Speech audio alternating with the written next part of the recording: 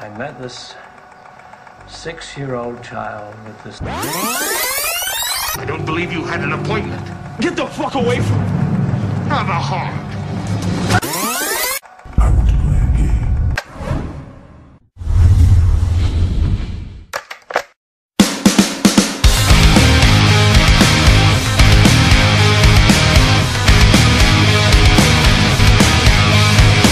There's too many men, too many people making too many problems, and there's not much love to go around. Can't you see this is a land of confusion? This is the world we live in, and these are the hands we're given. Use them and let's start trying to make it a place worth living in. Welcome here, Rabbit and Red. I'm your host, Vincent Paul, and this show is a very special one because not often do I ever mark out, to use a wrestling term, right away in a minute into the show. But 2 years ago, I saw a video review of Hacker Lantern, and I fell in love with this. This guy doing this made me laugh. Laughing. And I hardly laugh at stuff on the internet, but I watched more and more of his stuff, and every time I watch, I just start really thinking, this guy's the best in the business. And if I could use somebody else, what James the Angry Nintendo Nerd is to video game reviews, I believe this gentleman who's joining me tonight is that to the horror reviews and good, bad movies in general. So please welcome the show from Good Bad Flicks, Cecil, everybody. Cecil, thank you. Thanks for having me, man. Appreciate it. This is what's cool about this is, like I said, when I watch other people's stuff or whether it's a podcast, I don't criticize. It's not my job. It doesn't grab me. But when I watched yours, I go, this guy's hysterical. It's freaking funny. And as we talked before the show, and I knew this, I said when I first watched it, I go, I think this guy's, from my area. He's around Philly. I know that. And sure enough, we're in the same neck of the woods. Yeah. What area were you from again? I grew up in Philly, but now I live in the beautiful, snobby Doylestown, PA. Ah, that's right. Yes. Yeah, I don't fit in there. People look at me and they expect me to wash their car or something because I'm too dark-skinned Italian, and they just confuse me for a Rican. So it's fun. I make tips on Saturdays parking cars. It's always good to have a side job. Oh yeah, it's unintentional, but the red vest kind of gives it away. Yeah. I like you. I think when you had emailed me, it said you thought I was from the area, and like I was. I guess it really is the accent because I have friends all over the country, and they're always say Wooder, say this, and I'm like, well, you're from Boston, shut up, Yeah, it's always, I never understand the water. They always want water because I think I say water. I know it's not correct. And I don't, nobody, only people from Philly get that. And then people, unfortunately, from Boston, you always get that asshole goes, hey, say park the car in Harvard Yard. Nobody from Boston says that. Why do you have to go that way? Exactly. It was a joke from 30 years ago that is just being recycled. And even back then it was tee-hee, I get it. Mm-hmm. Okay, now, move on. Seriously. This one, I was going to do one, today I have a video review, and then I'm like, I gotta throw it your way. I was about to, I was inspired at one point to do Cutting Class with Brad Pitt.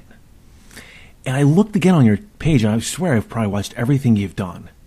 But you haven't done Cutting Class yet, have you? Have not done Cutting Class yet, but I do plan on doing it at some point. You should see my list. It fills up a notebook. It's ridiculous. And that's the one thing. I gotta know what made you want to do this? What day did you go? Screw it. I'm just gonna edit. I'm gonna edit a video. And I'm gonna review it. Well, basically, it kind of started as there are a lot of friends of mine that are not as big a movie buffs as I am, and that's not being snobbish. That's just I watch a lot of movies, and they weren't really aware of a lot of the movies that I knew about. Some of the really obscure horror movies, some things that are still on VHS that haven't made their way to DVD yet, and what happened? It was that. And there was a lot of video review shows out there where they would take a quote-unquote bad movie and would just trash it. And what I wanted to do was give these movies kind of an alternate viewpoint. Be like, you know what? These are B movies, and maybe they don't have the best special effects, or maybe they're flawed or whatever, but here's what's good about them. And what I would do is, mix in some of my humor and then talk about what went into them. Like, hey, these things aren't built in a vacuum. They're not like movies that get released now, like Transformers and whatnot, where it's just product. People like this, and so we're going to put this and this in there, and it's going to be a blockbuster. A lot of these are shoestring budgets. They're more or less like projects of just they love the genre and they want to make something. So I started doing these and just sending them to like friends of mine, and they really enjoyed them. And then after a while, I kind of saw that other people were watching them, and after that, I kind of started being like, what, maybe I kind of have something here. And I kind of started to expand it and make the shows longer, and I set up the website, and, it's kind of how I got to where I am now. So, and I'm more than appreciative, too, because I told you in an email, I'm one, I never shy away from complimenting somebody. And I think in this business, when I say business, it's the horror fans getting together, either whether it's a podcast or going on YouTube reviewing, whether it's a product or a video. I think there's that weird kind of ego out there of like, I will never say that guy's good. Mm-hmm. But I say in an email, this to me is a high compliment. When I have a daily routine at night, I like to eat my junk food and watch a good movie or documentary. But Saturday night, I streamed YouTube on the flat screen, and I watched about 4 of your reviews. Like, to me, I didn't want to see anything else. I could actually sit there, be entertained, by the way, and enjoy myself, which I usually do with a movie. That's how good your stuff is, especially your review of Santa with Muscles, which can I tell you, this is when you know you're good at what you do. When you review a movie like Santa with Muscles, and somebody like me goes, I got to see this now. I gotta see this. And I think it made me laugh the whole time. We go, oh yeah, I forgot. I thought Santa with Muscles. I always get that confused with The Godfather. Like, and that's when you make that great point where people knock these films where, some of them, hey, they're intentionally, not good. And we know why. But then you have these, we're in the same age group, so we're going to see eye to eye on this.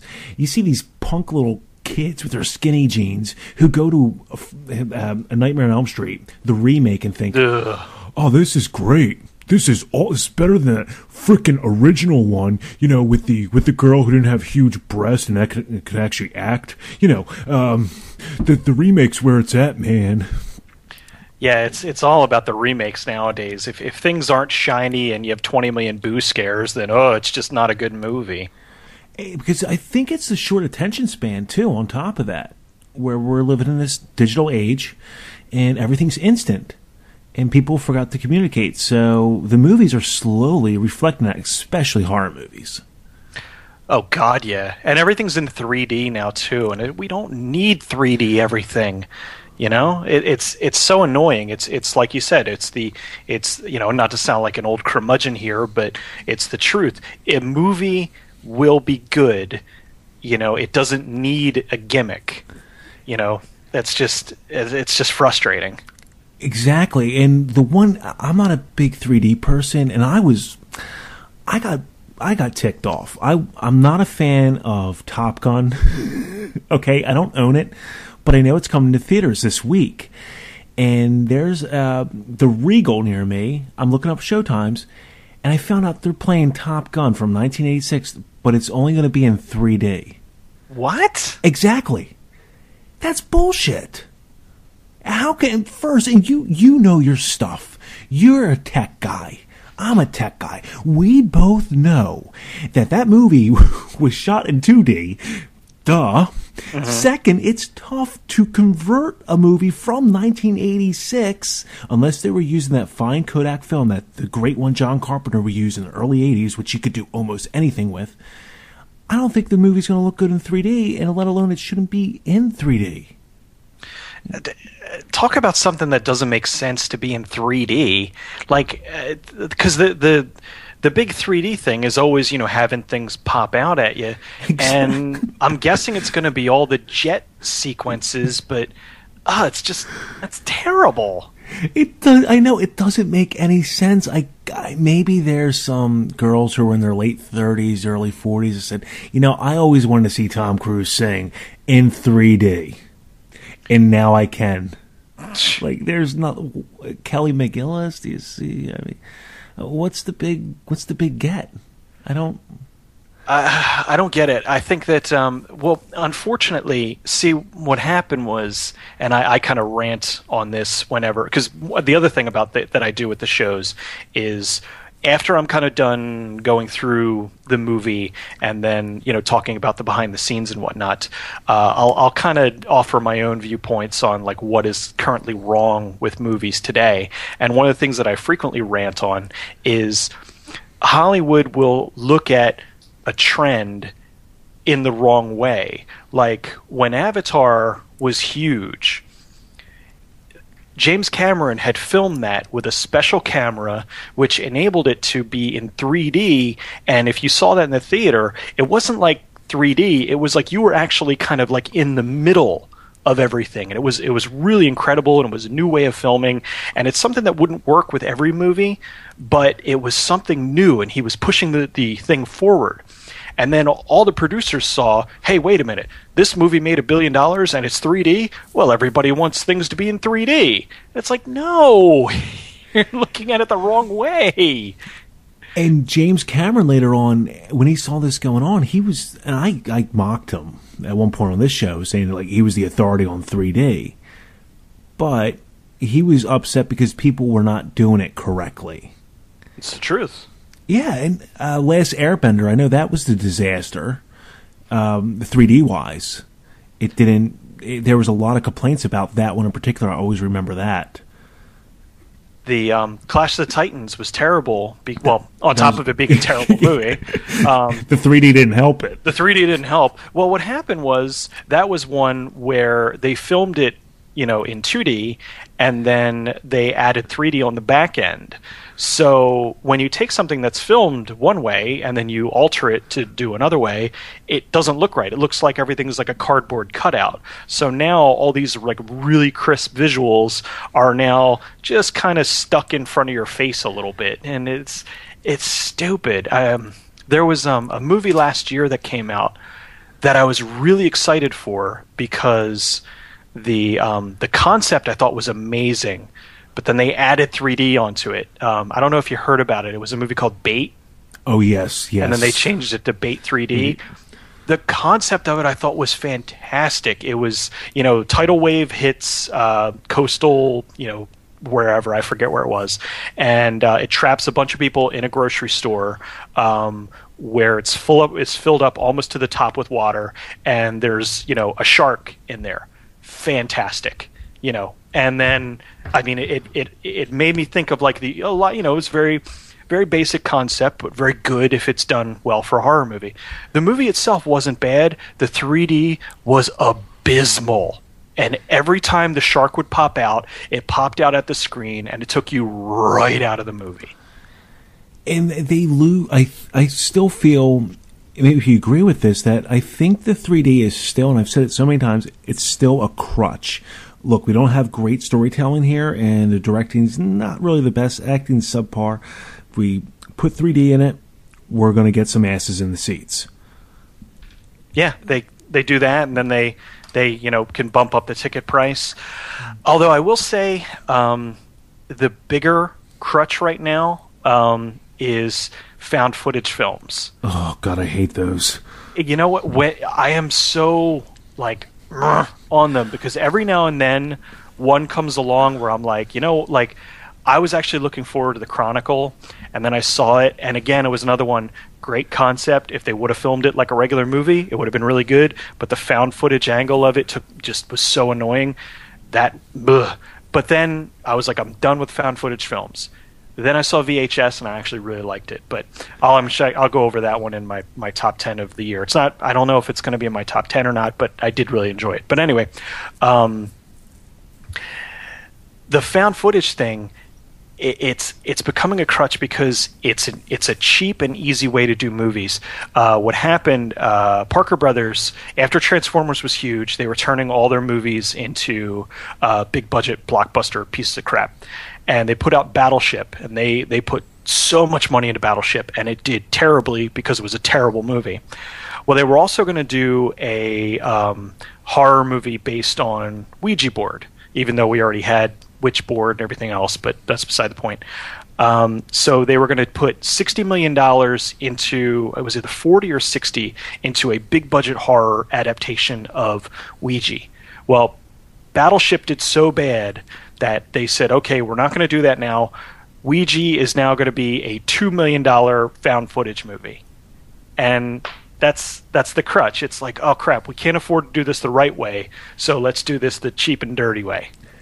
Because it's such a return investment too, and we forget, or I mean, guys like you and I don't forget, and some of the older horror fans.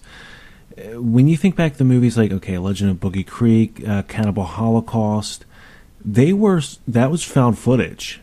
Mm-hmm. But Cannibal Holocaust, looking back now, when I was 9 and I watched it, that was a mistake for many reasons. I saw it when I was 20 and it was a mistake. I was terrified. Oh, it's so horrifying looking. It's a freak out film, and I didn't get it at 9 years old. Like I got Psycho at 9, but that I didn't get. Then when I watched it later, and because of my disgust of newfound footage, I thought, this was amazing. Then to find out that the director was hiding the cast to make this film seem legit and had to bring him out of hiding so he wouldn't face charges.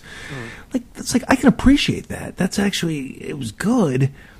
And then you had Blair Witch Project. That's still, I don't know how you feel about Blair Witch, but can I tell you why I hate this movie still? It's a stupid reason. Go ahead. Stupidest reason. And I sound like a fanboy. I don't care. Blair Witch beat out Halloween as all-time grossing at the time for an independent horror movie. And I thought that was unfair because ticket prices changed, and Halloween's a 30-time better movie than Blair Witch. So it's like, that's the only reason I detest that film. And plus, honestly, somebody was smoking pot in that theater that I saw it in, and that kind of ruined the experience as well. I don't like pot. Sorry, I'm not hip. Dude, it's... quick, the thing that I hate the most about pot is that people that smoke pot don't shut the fuck up about smoking pot. You want to get hot? I never understand that too. You're around like, man, I know this guy, and they always know a guy too. He gets all this stuff, and it's like, that's cool. When are you going to look for a job? I don't know, man. Nobody fucking hires, man.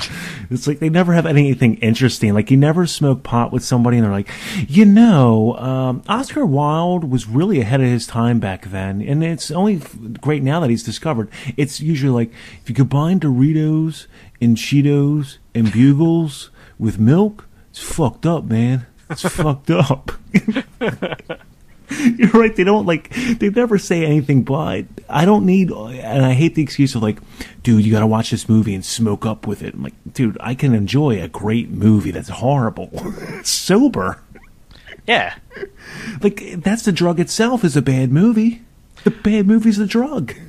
Absolutely, dude. Sit back. I had a buddy of mine out from Boston last year, I think it was. Yeah, it was last year. He came out, and we sat down and watched Birdemic, Oh my god! And the thing was, we were waiting for my wife. She was on the phone at the time, and we were like headed out. And I was like, well, she's going to be on the phone. Let's throw Birdemic on. Let's just, because I heard this was really funny, because this was pretty much right when it first hit. Holy shit! I was in pain laughing so hard, and that's still like is one of the funniest movies I've ever seen, just because it's so just everything they do is wrong. Oh, here's the greatest thing about I gotta post it on the site because I want to do an article about Birdemic. There was an interview I watched it was public access interview with the director, who I feel really bad for. He's I don't know if he's Korean or Chinese. I forget his descent, but he seems slow. Like, you can tell, like, I don't know if he's high function autistic, but he seems slow to the point where I don't feel comfortable making fun of him personally. But he's doing this cable access show with this woman who reminds me of my neighbor in Northeast. This like old nosy Jewish woman, and she's kissing his ass, going, "I watched this film, and it is amazing." And almost, were you doing a tribute to Alfred Hitchcock?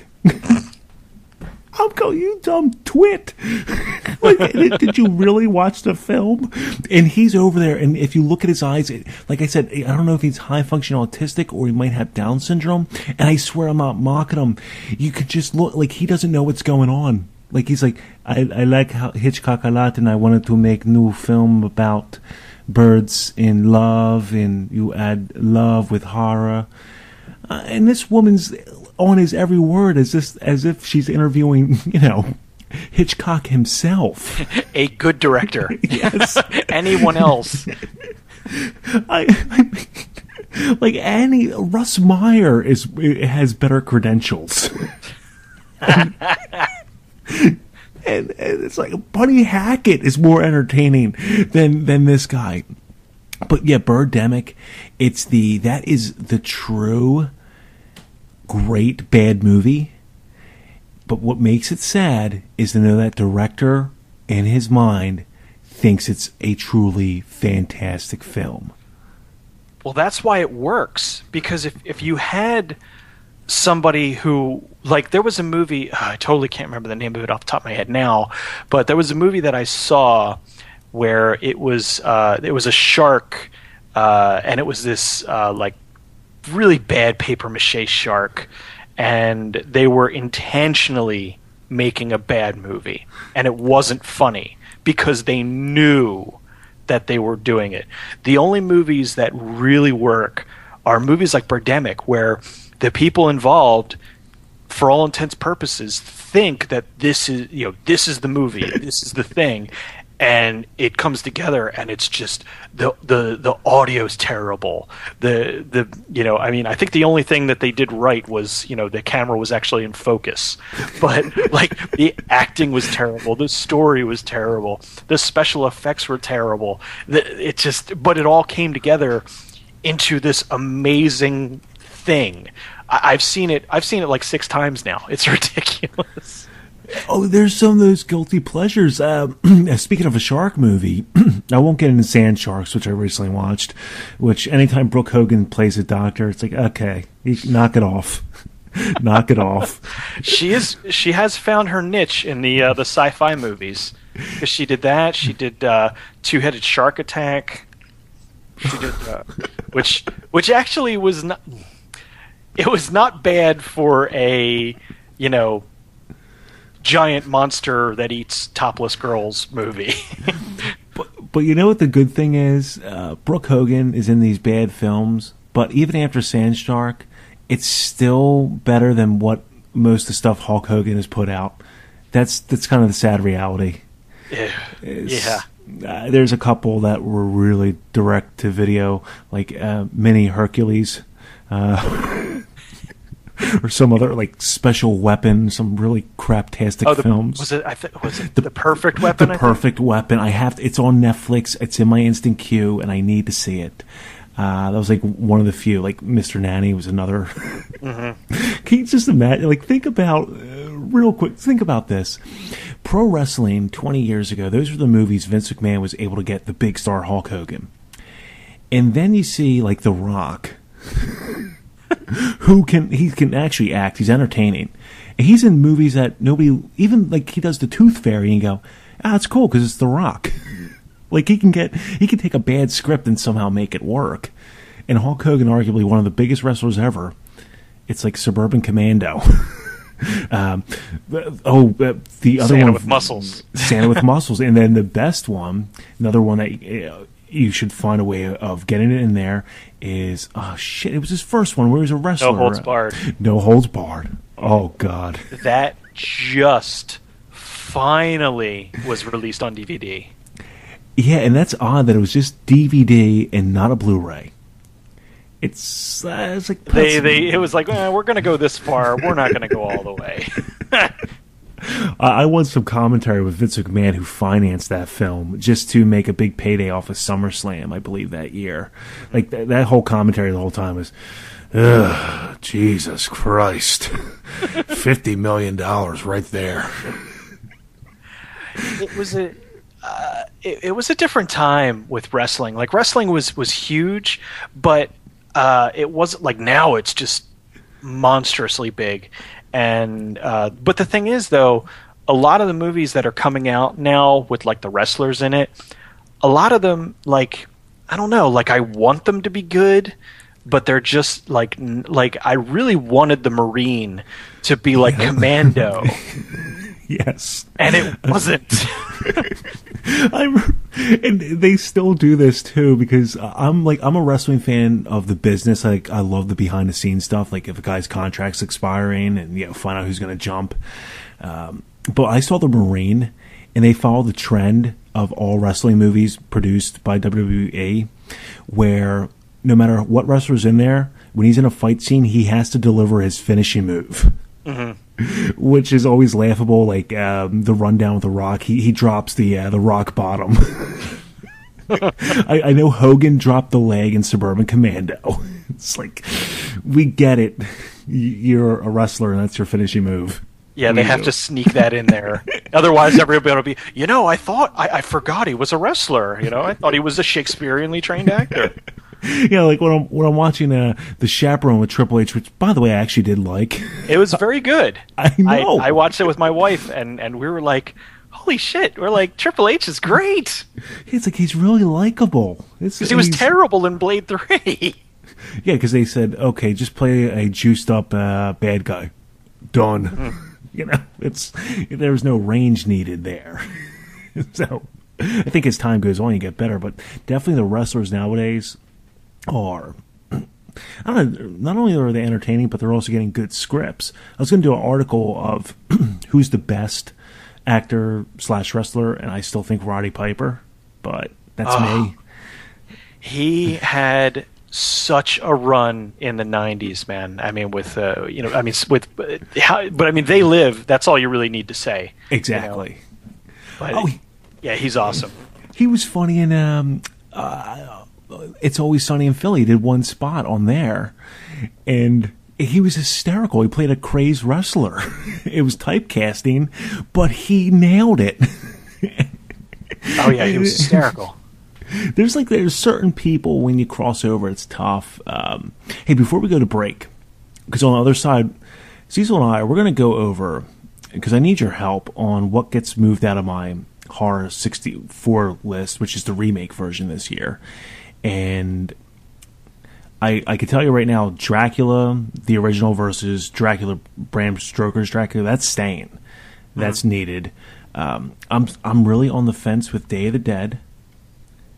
I don't know. I really don't know if it should stay. The Mena Savari, Ving Rhames one, right? Yes. I don't know if that should stay. And I'm hung up with Psycho stays in there for a reason, because the original is flawless that the remake has to get beat out in the first round. Which is I know nobody's gonna vote for that. God, they shouldn't. What a terrible. And what I do with these, and people started figuring them out because I got emails here and there like, hey, did you purposely do this? Like every year I'll purposely set up a bracket so I can see a matchup happen, like the Final Four. This year, I'll tell you right now, I am putting up Psycho remake is going to be up against most likely.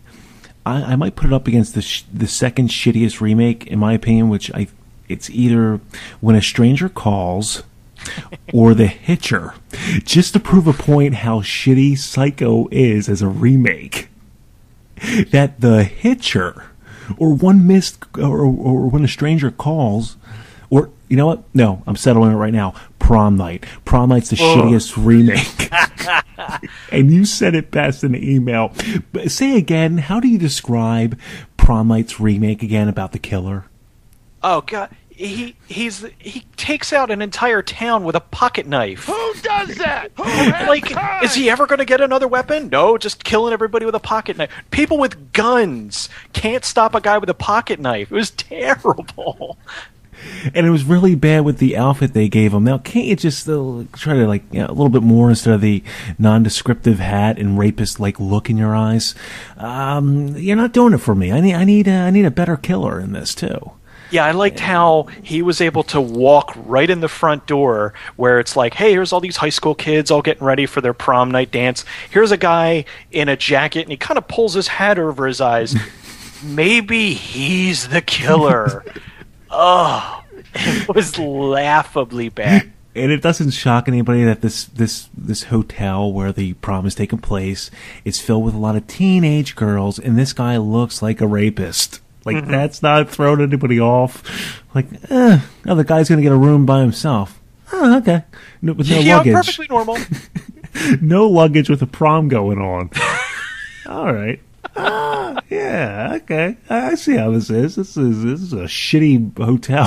That's what this is. Seriously. And I also love, well, that's another one of my, little, not pet peeves, but just something we always laugh at, is, here's the high school prom at this gigantic hotel, where my prom was in, the freaking auditorium of my high school, and we didn't have, all everybody wearing fancy dresses and coming up in limousines.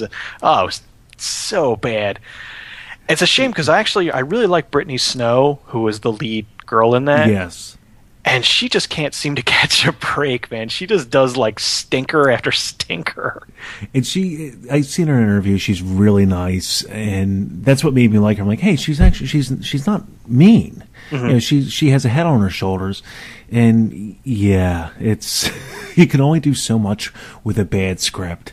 And like I always say about myself, there's only so much I can do with hardly any talent. But I'm going to try to find some more talent.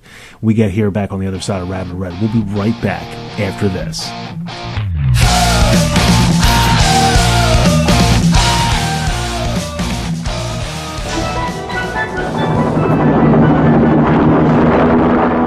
They hunted him down. Colonel, we went to a lot of trouble to find you. They murdered his friends. And they took the only thing he would kill for. If you want your kid back, then you gotta cooperate. Right? Wrong. Now, somewhere, somehow, someone's gonna pay.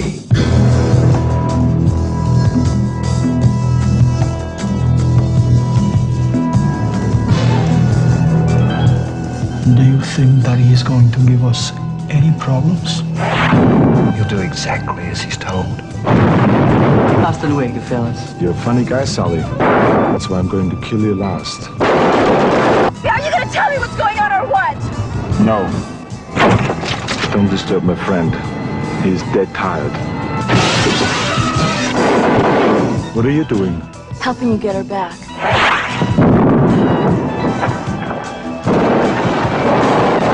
Remember, Sally, when I promised to kill you last? That's what Major, you did. I lied. If it's a mission no man can survive, he's the man for the job. Arnold Schwarzenegger, Commando. Let's party.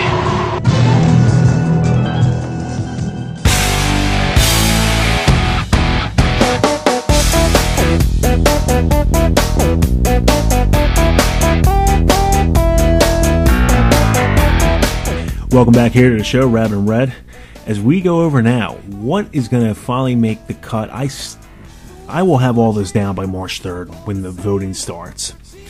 But, you know, see, so I'm looking over here.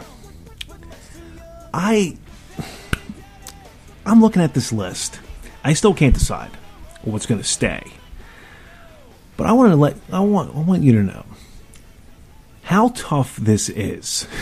This is the hell that's my mind. I come up with an idea I think is very good. I go horror 64 madness. That's perfect. That's what I would want.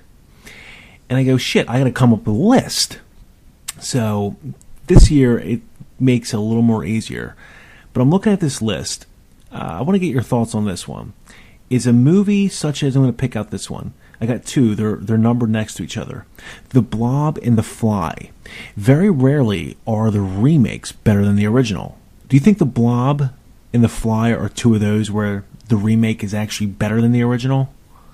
Well, it's tough because they're almost complete. Like both movies, the Blob and The Fly are.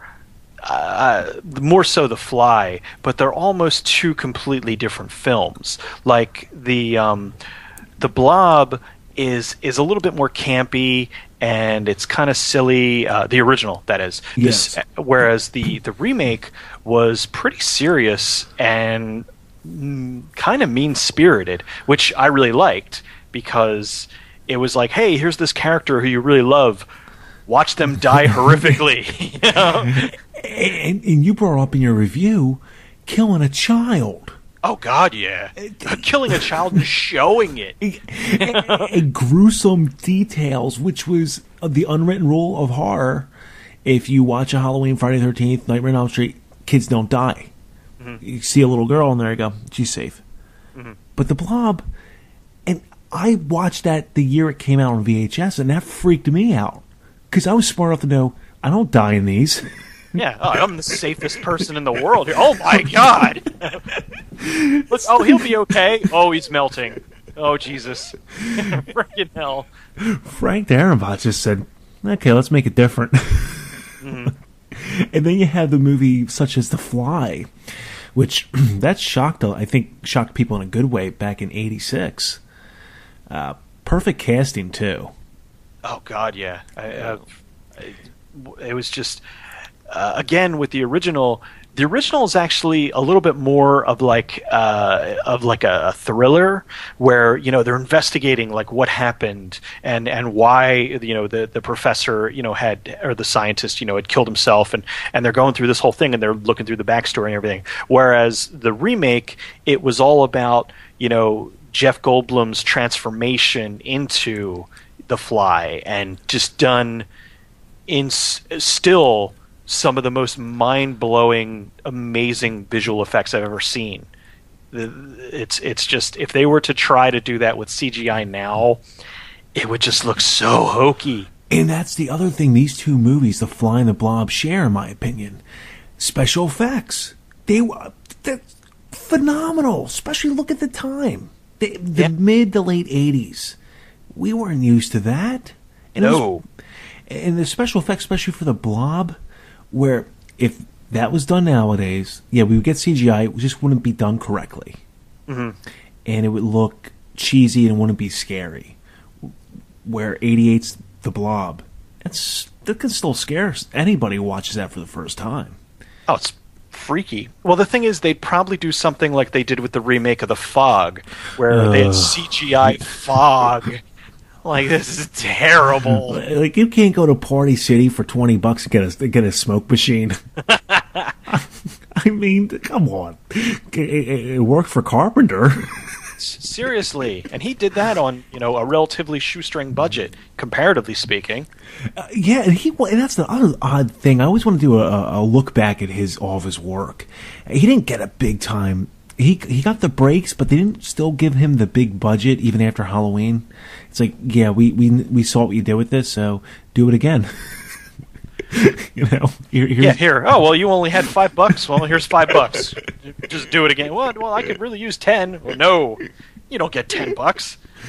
That's one of the things that's kind of depressing is that you have a director like Carpenter who's still making movies, and he's having such a hard time, and he's made these iconic, amazing films, and then you have a director who comes along who he used to do music videos, and they're like, yes. "Hey, here's $40 million." It's like. And that's just to direct. And you talk about Mr. Explosion himself. Like, oh, yeah. He didn't only just do music videos. He also did, I think, a couple Playboy ones. And good for him. Mm-hmm. And he's going to have the Halloween franchise in his hand. Ugh. It's scary.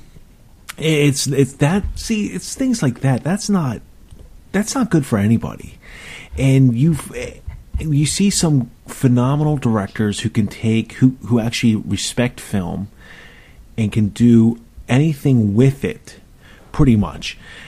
And then you take these, okay, I'll be mean and say a hack, because that's what Michael Bay is. He's a hack.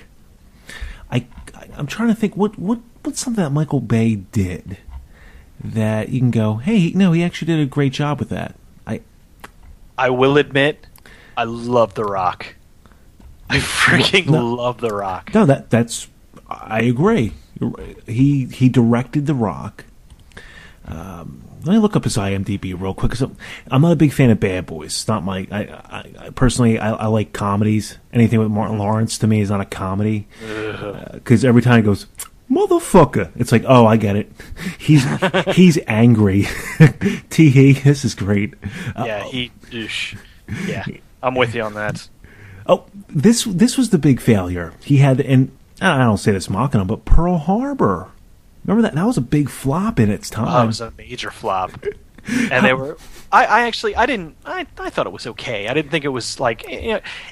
For me, it was entertaining. I think that maybe the subject matter should have been handled by somebody else. That's where I love history. Like, I can't watch Amistad because the history on it's not accurate. I had a tough time with Lincoln because it wasn't accurate. And that's what I had a problem with Pearl Harbor. Historically, it wasn't fully accurate. So it's like those things of history you don't screw with, and don't make this. I mean, there's certain things you just have that are sacred to me. And it's like, for instance, if you do a movie about the Civil War, and then all of a sudden, like, Puerto Ricans are fighting for the South, it's like, wait a second. Did they run out of extras? Like, no, this happened. It was weird, but it happened. Just respect the history. I get very, very anal about that. Well, I had a problem with Lincoln because I had just recently seen Lincoln fighting vampires, and I was like, you know what? There's no way this isn't going to be better than this. This is freaking awesome. This is going to be all serious and win Oscars. I don't want to see that movie. And who never thought, like, who goes down as one of the most respected presidents is Abraham Lincoln. And nobody can have really a bad opinion on him because nobody's alive during his presidency. So think about his popularity. Now, 150 years from now, I guess with Barack Obama will be considered a god. He'll be fighting zombies and aliens. Yeah. Barack, just like have him as He-Man, and he's like 7'2". 150 years from now, that's going to be the movies. Clinton's going to be played by some wrestler's kid. It'll actually be Samuel L. Jackson IV. I'm looking on this. Speaking of with the remakes of Michael Bay, Halloween. He's going to remake that again. Now, with Halloween on here, you saw the same version I saw over and over and over and over and over again, which is the director's cut of the remake of Halloween. Mm-hmm. I don't think anybody can disagree fully. Halloween, the original, still beats out the remake any day of the week. Absolutely. But there's some pretty good parts with the Halloween remake. It took me, I think, 73 watches, I kid you not, for me to go, all right, I get what he was doing here, and I respect him for it. because Rob Zombie is a super fan of horror and a super fan of Halloween. But you look at Halloween, because that's a big time franchise. What's your thoughts on the great one here, which is the Nightmare on Elm Street shitty remake? Well, I have a lot of problems with the Nightmare on Elm Street remake. First and foremost, was Rooney Mara as Nancy was terrible. Rooney, I'm too good for this, Mara. It's like, what exactly have you done where you have this, opinion that you should be making better movies?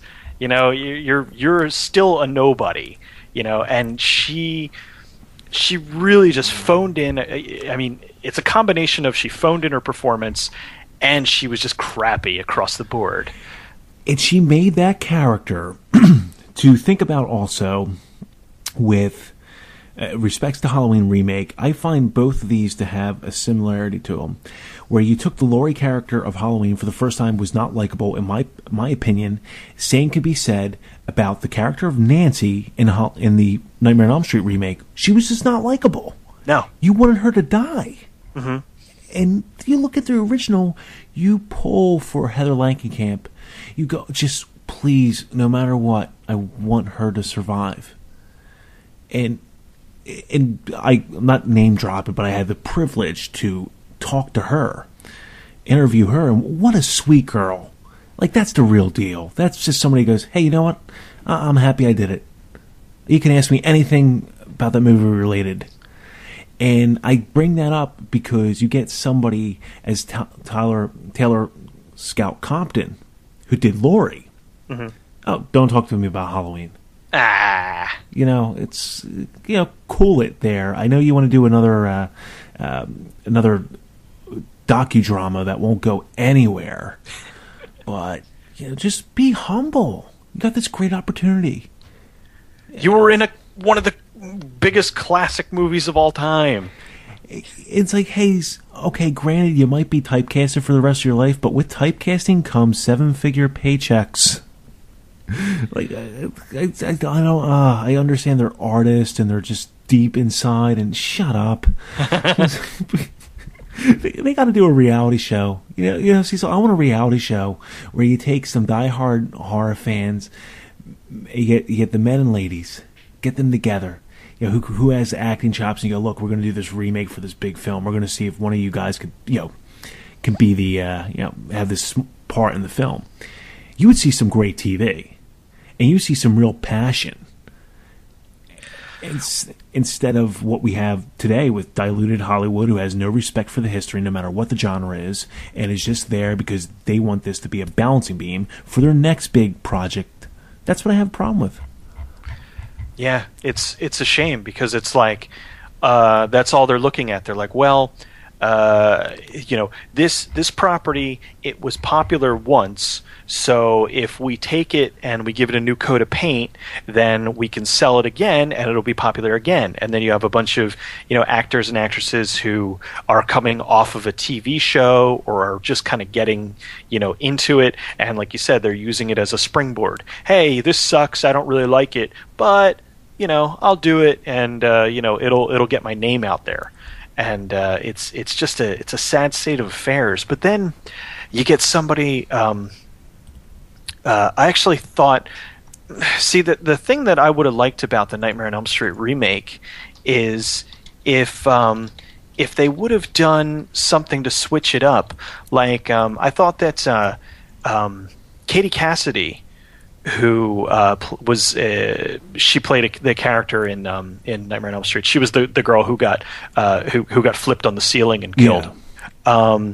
She was so much better than Rooney Mara. Like, her character, I mean, you knew that she was going to die, but like, if they wanted to switch things up, they could have done something along the lines of Nancy getting killed and having, this girl instead, become the final girl. And, to me, that would be, how to switch up a remake, how to kind of justify it. Because otherwise, you're really just watching the same thing, only done poorly. And the thing you talk about, when you have that remake and you can tweak it, you don't have to follow it script for script, shot for shot, frame for frame, like Psycho did, which we'll talk about in just a bit. Terrible. Because this show is about humor first, horror second. And what I personally wanted to see with A Nightmare on Elm Street, until I saw the trailer, I knew I wasn't going to get it. My first thing is, my viewpoint on a remake is, if I'm directing or I'm producing this, I want 3. I want a trilogy. So I really was hoping for we would get Freddy without him being disfigured first. We would have a whole story dedicated to him killing without him being disfigured until the end of the movie. He gets disfigured to only come back for the second one as, being in the dreams. Mm-hmm. And then the third one, you find a way to wrap it all together and close it off. I thought that would have been different, and I think sort of much needed. But then again, this is coming from the same franchise as Nightmare on Elm Street. I can't really talk about the remake, but talk about the same series who closed off any horror series better than anybody else I thought ever did, in a way that was imaginative, by breaking down the fourth wall. Mm-hmm. And saying, like, nope, Freddy's real. We're actors. We know he did this movie, but he's real. I just loved that film, and I always wish that Halloween did that, took that idea first. But this is the creativity behind that I still loved. Well, the thing, 2 things with Halloween. I thought that the ending for Halloween H2O was perfect, and then so for me the series stopped there. Nothing else happened after that, but they had to find a way to bring him back because H2O made a shit ton of money. But the second thing to that is what we were talking about earlier. It's going to happen, unfortunately, to one of these franchises. I heard the top 2. It was either Halloween or Friday the 13th. They wanted to make a found footage movie out of that. Well, no, that has stopped. I can tell you about this. I remember going to the source at the time and saying, "This is bullshit," right? And it turned out to be bullshit. That was a rumor, I believe, 2 years ago, and it was fueled that Halloween was going to, and then that rumor died because it wasn't true. The next has been Adam Green got involved, and this is still, I believe, rumor. I never knew if it was fact or not, of him wanting to do that with Friday the 13th. So that reminded me personally as a storm. Us being on the East Coast, we like August. Well, nowadays it's like late October is when our storms hit. Yeah, seriously. I remember, I thought of that as a storm where we're watching it coming off the coast, and as a Halloween fan, I'm thinking, don't come my way, don't. And then it just shifts and goes over to, Jersey's shitty, and that's where the Friday the 13th would be. It makes sense because that's really how it ended up, and just that shitstorm is over them now, and I'm fine with it. Let it hit them. I don't hate Friday the 13th, but Halloween's that's my sports team. Can't mess with them, and I don't want that to be a found footage. I'd rather take a headless Michael Myers in the next one. and all due respect to Larry Brand, I admire that guy who wrote Resurrection, because I read his 5 other drafts, which were 1,000 times better than what we ended up with. Yes, because somebody rewrote it. But he was the one who said, "How do I figure this out?" And he came up with the whole, of the paramedic. So I got to give him credit on that, because that's. I mean, can you imagine that you got this big time writing job, and go, all right, how do I bring back a headless guy? The mask is really the big thing about this guy, and he's headless. What do I do? Shit. All right. Yeah, I quit. Yeah, one of the original endings of Halloween Resurrection that I thought was going to see in the theaters, and this was never shot, even on those 4 different endings. The house it gets set on fire, the house, not the garage, and there's a big struggle and an escape, and there's enough time that goes by where they go outside, and when they go outside, there's over 100 people in Michael Myers masks because they were all watching the webcam footage. Uh-huh. And it cuts from there, not knowing, where he is. And I thought, like, I read that in the early summer of 2002, going, oh my God, that's a great ending. Mm-hmm. So yeah, that's a whole that's regret. Oh, and for the younger people out there, reading is when you sit down with. I was just being facetious. What's reading? Is that like Twitter? Yeah, reading. I do that on Facebook. Reading's for fags. Yes, you're correct. This is for fags. I actually heard there's a comic that does a great joke about that. And that's why I look more and more at this list, and I think about remakes. I think about what out of this list really stands out. And I don't know if it did to you, but it did to me. Besides, once we talked about The Blob, The Fly, there was one that stood out and probably in the worst way, and that's the Psycho remake. I think that stands out as my personal humble opinion is Psycho is the worst remake out of this whole bunch, and that's saying a lot. Would you give it the same credential? I don't know if I'd say it was the worst. It's definitely one of the worst, and I think one of the biggest problems I have with it, aside from it just failing in every way possible, but okay, for me, when you do a remake, I think the first thing that they should look at is if you're just going to take the movie and do the same thing, don't do it. Exactly. If you can take this movie and put a different spin on it and kind of, I don't want to say make it your own, but make it different. Like Dawn of the Dead and the Dawn of the Dead remake, as far as I'm concerned, you could watch both of those movies back to back and have two satisfying experiences that are different. The only really thing that is connecting the two is it's zombies in a mall, but everything else is different. The stories play out completely differently.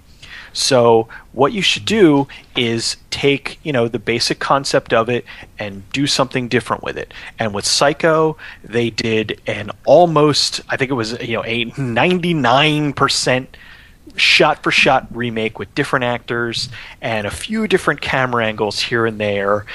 Why? You're not going to do better than Hitchcock. What's the point? And that's the other thing you got to think about. Imagine being a director who wants to do this. It goes back to when I was a really young, starting out doing comedy. I'd go to open mics, and all young comics do the same thing. When you're at an open mic and you see where you are on the list, but you see who you go up after, and if you go up against somebody, against somebody who sucks, you think, thank God. But when you go up against a guy who's working the weekend all the time, you go, fuck, I'm going to eat shit. I can't follow this guy. And that's the same thing. It was Van Zandt, I believe, was the director of the Psycho remake. It's like, why do you want to follow Hitchcock? You can't follow Hitchcock. It's like trying to go up after Louis C.K. Just did 50 minutes, and then before him, Dave Attell did 30. And you're like, oh, no, I got some really killer jokes. They'll love this. Oh, you're going to eat your balls. Yeah, exactly. It's like you can't do that. You have to know better, and it's career suicide. Unless he was really... I almost positive he thought what he was doing was showing respect to Hitchcock. I don't think it was a disrespectful move. But that's just his career suicide. I don't know what he has done after Psycho. I can do a quick look up, but I can't remember exactly. I think I looked this up a while ago, and I just nothing stuck out with me. But just to think about, why would you do that? Just why? Try to You can't follow Hitchcock. You have, and plus the casting for the most part. I thought they lost me. They lost me personally with Anne Heche, who at the time was the flavor of the year still, because with Ellen and coming out, I was like, oh, we got to get Anne Heche. But yeah, Gus Van Sant. The other thing he has done. Never mind, I'm wrong. He did Milk, which was really big. That was a big movie, and I forgot before that he did Good Will Hunting. This was his follow-up to Good Will Hunting. Why? And he was an executive producer to one of my favorite movies, top 3 movies, in my opinion, of the 90s I loved, anyway, is Kids, Larry Clark's Kids. I really love that film. So he produced that. Wow, but afterwards, okay, he got the second chance with Milk. But that's pretty much, that's it. Because you wanted to follow Hitchcock. Let that be a lesson for everybody out there. You want to follow Hitchcock. Well, you get Finding Forrester. Okay, I'm proving myself wrong here now. Because he did, and it also shows Hollywood's very forgiving to some. Well, if you get in, you're usually you have a few fuck ups before they really boot you out. But you either have to fail horrifically or just say the wrong thing, or But yeah, so it's one of the other problem I have with remakes that I don't understand is there are so many movies out there that have really good potential, but they don't have the budget or they don't have the actors or whatever, and it just fails. Take bad movies and make them into good movies. Don't take classics and remake them into bad movies. There's a couple right there I could think of. What would be a great... I love the movie. Some people think it's bad. There was Ice-T's Surviving the Game. Yes. I love that movie. Me too, actually. It's a great movie. Charles S. Dutton, you got Gary Busey, you got Ice-T, who's just awesome. And then, John McGinley, who's... John C. McGinley. Yeah, he's almost in everything, and he can play anything, too. God, that's a great movie. One year I'm going to do it. I'm going to do Action 64 and come up with 64 action movies. That's easy. No, it's going to be tough because what do I leave out? Well, there you go. Yeah, exactly. It's easy to come up with 64 of them. They can come up with another. Come up with 264 in it. I would have to do it would have to be 128. That's what it would come down to. It would just be a lot of voting. But yeah, there's certain films that I'd like to see remade that are like considered like take most of Van Damme's movies or Seagal's. We know they're bad, but they're good. Mm-hmm. Sudden Death. I'm going to watch that tonight. I found my DVD copy. I ripped it. It's streaming. I did a really geeky article on why you should rip your VHS collection up to the cloud and stream it. Everything's now digital in my home. But yeah, Sudden Death. I know that's a shitty movie, but it's good.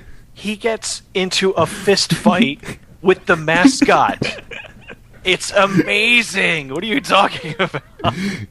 It's what's funny? I talked to he hosts the Skeleton Crew, Alex, and we were talking Van Damme movies, and I said, "Hey, my favorite one's Sudden Death." He goes, "I hate that film." I'm thinking, wow. He's like, yeah, all of them I don't like it. But I remember something about Alex. He's more quirky than I am. And I think Alex he's a Chicago Blackhawks fan who the Penguins play fictionally in that film. And they lose. So when I talk to him, I'm going to call him out. I think he hates Sudden Death because his fake team loses the fake Stanley Cup in a fake situation. And I think that's why deep down he doesn't like that film. It's pretty sad. That is sad. I want to call him out, and he's going to say, no, that's not it. It's not good. Like, how can you say that's not good, but Time Cop is better? You got to pick a side. Mm-hmm. Hey, we're going to get more on this Horror 64 Madness as time goes on, because this is the hell that I created, and I got to make sure the right ones get in there. Before we go, I want to know this. What's the next film you're going to review? To be perfectly honest, right now it's kind of up in the air because this coming week I'm taking like not a break, but every now and like whenever I need like a week off, because either I'm working too much or I've got too much going on, I just don't have enough time to finish up an episode. I do a Netflix instant video, which is basically I put together a little quick thing saying, hey, these movies are currently on Netflix instant. They're movies that you should check out. And I go through, here's action, here's horror, here's da-da-da-da. And everybody really seems to like them. And I can slap one of those together, pretty quickly and get them up on the website. And it makes my life a lot easier because then it's like, okay, well, I still get content out there and, I have time to, work or do whatever else I have to do. But so that's what I'm doing this week. Next week, so the week after that, more than likely it's going to be Children of the Corn 2, The Final Sacrifice. Ooh, okay. I still think Nail Gun Massacre. Eventually. I really want you to rip that thing to shreds.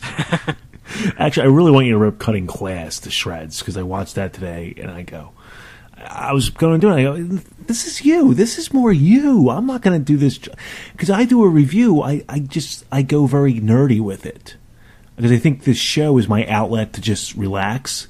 In a video review, I feel like Ditka breaking down NFL film, where I see you doing, I go, this guy's good. Just let it go to Cecil. He knows what he's doing.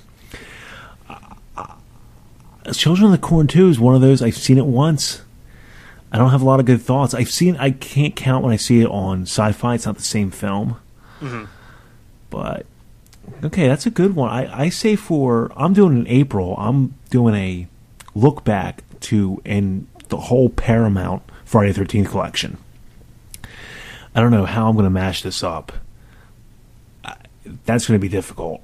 I think what you should do for April, because April, that's the Friday the 13th season to me. That's when most of them came out.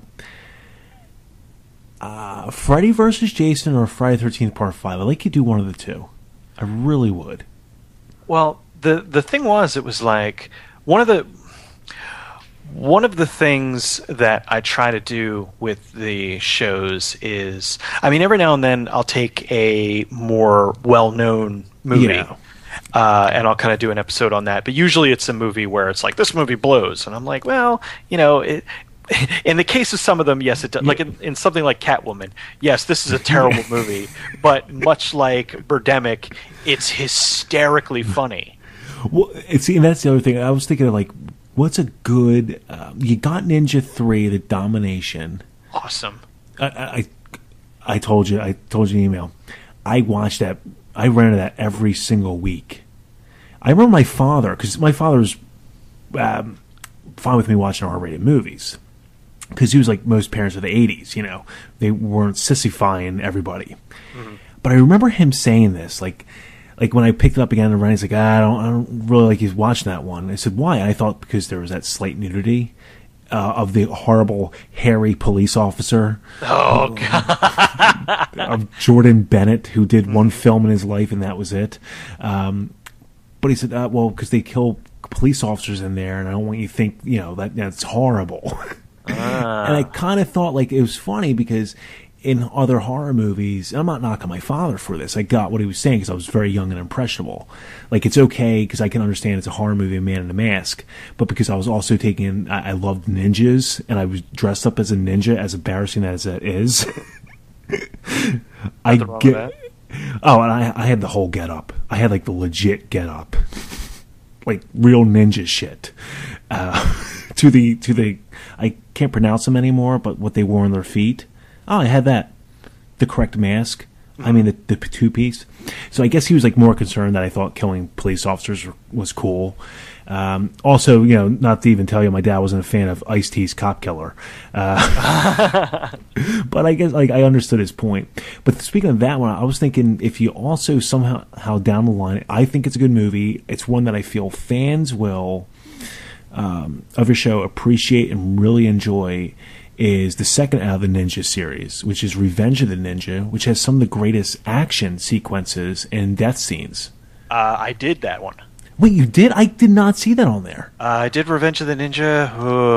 I want to say episode 14, I think. Ooh, okay. So that's going. See, when I was scrolling through, I got up to I think around 30s. I didn't finish. I am going backwards. I started early. I think like from a week ago, I started with the newer stuff, and I kept working my way backwards to stuff that I've seen before. So I apologize. I did not see that one. Well, you know what? Episode because of some problems with YouTube, episodes 1 through 36 are only available on my website. They're not available on YouTube. Okay, so and that's I was streaming a lot through YouTube, and I know they cut down with a lot of it's their time constraints. Well, I actually just won I defended. What happens is whenever you put a thing up and then you get hit with a copyright strike, they remove like your time limit is the first thing that they do. So you can do unlimited if you have no strikes, but if you have one strike against you, you're reduced to 15 minutes. So I had gotten a copyright strike for Wrong Turn, and I had it over from from Summit Pictures. Summit Pictures apparently owns the rights to that. I fought it. I won. They gave me, they were able to put it back up on the, on YouTube, and I was, they had the strike taken away. Well, then Fox hit me with a copyright strike, and I had fought back against that, and I just recently won. So now I can do, I can start doing over 15 minutes again. So now I'm going to put, all the ones that I wasn't able to get up on there, because, this was going on. So such is the headache that is YouTube. And it's what bothers me with that is you're doing them a favor. You're doing them a favor. You're publicizing their movies. Mm-hmm. You're giving I watched Wrong Turn, which I know I own the stinking DVD. I can't find it, but seeing that review again and remembering of how that was totally different at the time. They took something that was legit, what could be a legit 70s movie, and if it came out in the 70s, it would have been a huge smashing success. Makes me want to watch it again. Makes me want to own it. Yeah. I've had so... Oh, I'm sorry, go ahead. No, I just... It's upsetting that you get hit with this while somebody else could do the same thing but just trash the shit out of it, and they'll probably not get hit with copyright infringement. Yeah. It's frustrating because, like... I don't really like to toot my own horn, but I really do. These are labors of love here. I mean, I'm doing this for essentially free, and these are movies that I personally really enjoyed, and they've either gotten bad reputations or people just don't know about them. And I'm putting together these episodes. I'm poking fun at them, but in the end, I'm saying this is why you should see this. And I have so many people that write, email me, post on my website, hey, I heard this movie sucked, but I saw your review and I went out and bought it and now I love it. It's one of my, favorite movies now. Or, I never would have watched this movie if I didn't see it from you. And so, yeah, I'm giving them free advertising and I have to deal with, that kind of nonsense. And it's frustrating because I would go strictly through my website, but then I wouldn't be getting the hits that I'm doing. It's basically going to YouTube. It's the bigger fish in the pond. More people are going to see it there, and then they'll go to my website because I don't just do. The movie reviews are more or less my bread and butter, but on the website I have a few other things that I do, and I kind of interact with the crowd a little bit more there than at YouTube. And so the hope is they find me there, and then they eventually matriculate over to the website. And that's what you want. And by the way, on your website, I have the hands down great review of the real sex doll Rosie O'Donnell. I mean, amazing. Just amazing. No, it looks just like it. I took it out in the backyard and I shot it. Hey, she was good in A League of Her Own. Yeah, well, that's 'cause that was actually a decent movie. But you should watch the commentary, because there's a lot of times where Penny Marshall would keep telling Rosie not to eat the ball. So there's a lot of different takes. A very easy fat joke to end the show. That's how I do it. I go out cheap because just we share this in common. We're not making anything from what we do. We do it because we love it. Exactly. I like when people, I'll get a complimentary email like, "Oh my God, it's great you interviewed him, and it was a great show. I love your show." Like, hey, do you mind me asking? Like, do you make anything? And I just reply back and go, "No." I when I can, I spend money on the show, but I do this because I love it, and I personally never want to make money doing this because then I feels it cheapens it. I don't know. It's weird. Like, it's my childhood. I do. But then you're like, you see other people make money. You're like, that fucking guy sucks. He's like, he doesn't. I can go on a 60-minute shoot about 2 shows in particular, but I won't, because I'm 31. I have a job and responsibilities, and I live with 2 cats because that's what a sane person does. Take pictures with them. I'm like, oh my God, that's pretty gay. I'm like, I know it is. It's what I do. I don't have kids. Take pictures of my cats. I'm turning into that person. Hey, cats rule the internet, Yeah, you just have to, get them to chase around a ball or belch or, and then that one gets 5 million hits.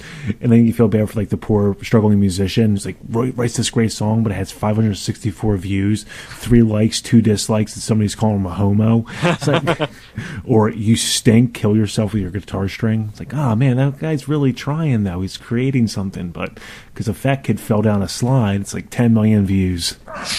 This is what we want. Apparently. It's depressing.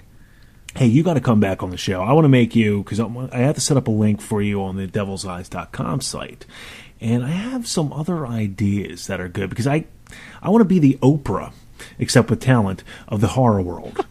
Where I want to, like, find people and go, like, talk to other people, like, this guy, you got to do something with him. Just give him an opportunity. That's what I want to do. That's because you're too damn good to be doing what you're doing and not have the same notoriety as some other people out there. That's how I feel. So, I appreciate that. You're very welcome to come on a shit show like this, because I am the bottom of the barrel.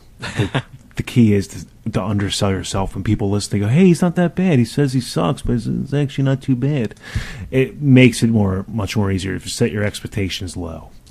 But I appreciate you coming on. This actually has been fun, like all shows should be, and they always are. But adding that element of 2 nerds talking, to me, that makes me giddy. We'll be back here. There'll be another show coming out Saturday. I am working double duty this week, but to make up for all those times I left so many people without a show. But for Cecil, I'm Vince. Take care, everybody. Remember, don't drink and drive, and no text and drive.